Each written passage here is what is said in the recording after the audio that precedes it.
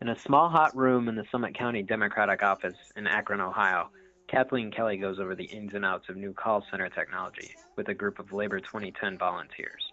And even if I've had people who have never, they've never Yes, Lawrence, can you hear me? even used a mouse.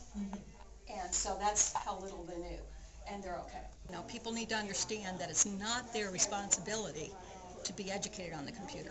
I'm just asking that they show up, give us a chance to show them how easy it is, and once they do that, they're going to feel great. Kelly is directing Labor 2010 efforts in the Northeast region of Ohio. The Ohio AFL-CIO is sponsoring 16 call centers, including 3 in the Northeast region, and a large direct mail program targeted to union members in support of labor-endorsed candidates. One of those candidates is Governor Ted Strickland.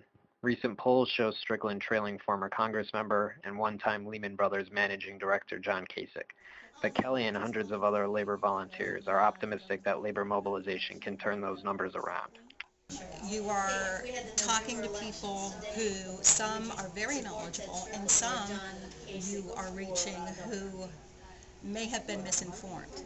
And you have this unique ability, you have this chance to reach somebody and let them know what's really happening behind the scene. And it feels so good when you take an undecided or somebody that originally says they're not going to vote for Strickland because of some misinformation, and then you hear them tell you, I will vote for Strickland. Well, I think starting with the governor's race, I really believe it's of crucial importance to us because we have a governor that's been very good to organize labor.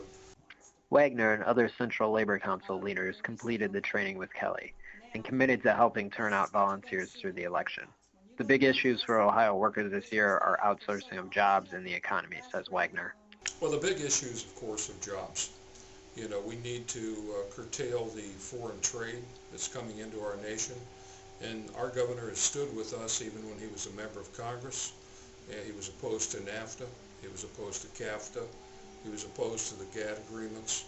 And he's always been a friend of working class Americans. Nanette Folsom, a phone bank volunteer and field representative for Ohio Association of Public School Employees, AFSCME Local 4, also knows there's a lot riding on this election for working families in Ohio.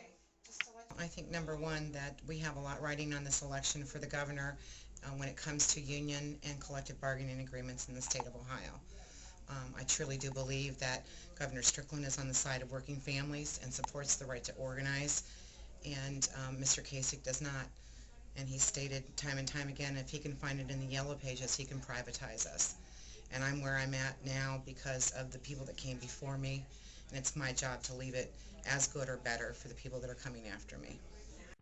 Kasich has been a major supporter of trade deals, including NAFTA, that outsource hundreds of thousands of Ohio jobs overseas. He also made millions at Lehman Brothers before the Wall Street firm folded and contributed to the economic recession.